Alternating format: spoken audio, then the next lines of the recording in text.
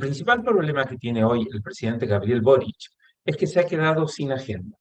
Mientras el proceso constituyente está siendo controlado por el Poder Legislativo, las reformas tributarias y de pensiones están en manos del ministro de Hacienda y la delincuencia es una papa caliente de la que nadie se quiere hacer cargo.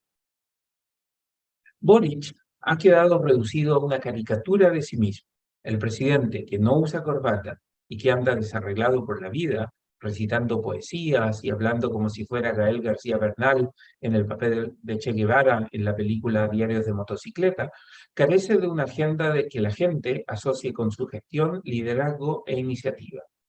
Al convertirse en una figura que genera más simpatía que respeto, que está siempre dispuesto a reconocer errores sin renunciar a esa cuestionable, a ese cuestionable pedestal de superioridad moral en el que injustificadamente se subió desde que era un líder estudiantil, Boric se ha convertido en el presidente menos trascendente en la política chilena desde el retorno a la democracia en 1990.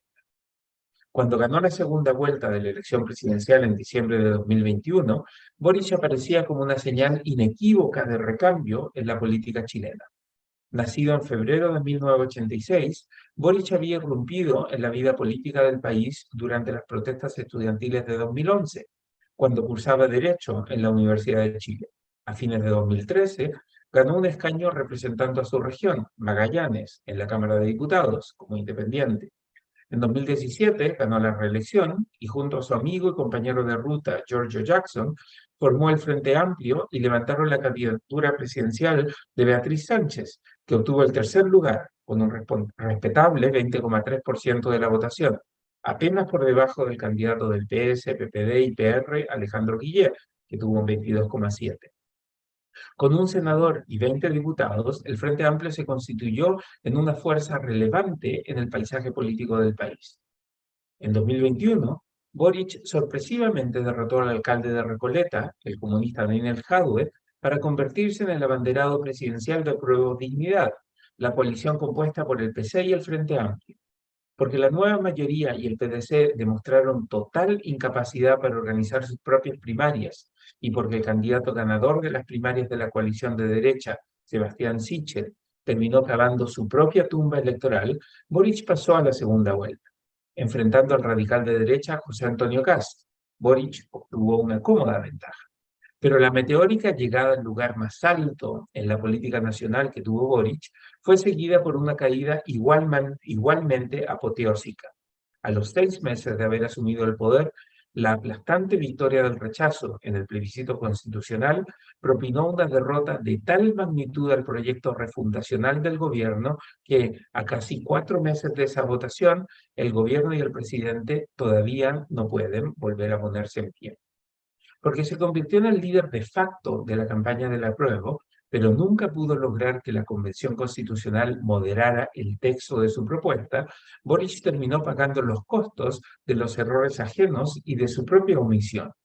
Su incapacidad para entender que era él quien debía guiar el proceso de transformación del país, lo llevó primero a nombrar a Mario Marcel, un ministro que, antes de asumir, se convirtió en un chaperón cuya principal tarea era ser el adulto en la sala repleta de adultos jóvenes que todavía eran incapaces de transitar desde la lógica del líder estudiantil a la realidad de políticos que deben asumir responsabilidad de adultos. La resistencia de Boric a ponerse corbata no fue solo una cuestión de moda o de respeto por las tradiciones. La cohesión por no usar corbata era la reafirmación de Boric de que seguía siendo un líder estudiantil. La crisis de seguridad que se profundizó bajo su presidencia, la incapacidad de su gobierno para hacerse cargo de la crisis migratoria y la nula habilidad del presidente para poner paños fríos a los temores de los actores económicos fueron señales tempranas de que Boric no tenía dedos para el piano. Pero la negación dominante en buena parte del Frente Amplio de que la política es el arte de negociar con personas que piensan distinto y forjar acuerdos con gente con la que no se comparte la misma visión de mundo, terminó por hundir al gobierno en su propia mentira de que basta con saber lo que no te gusta, los 30 años, para ser capaz de construir un nuevo y mejor país. Ahora que se termina el 2022, Boric se encuentra atrapado en el segundo piso de un palacio de gobierno que manejan desde el primer piso las ministras Carolina Toá y Analía Uriarte, y desde Teatino 120, Mario Marcel. En el Congreso, el PS, PPD y PC roncan, mientras que los legisladores del Frente Amplio regularmente caen en el rol que mejor saben hacer, ser la oposición desde la izquierda.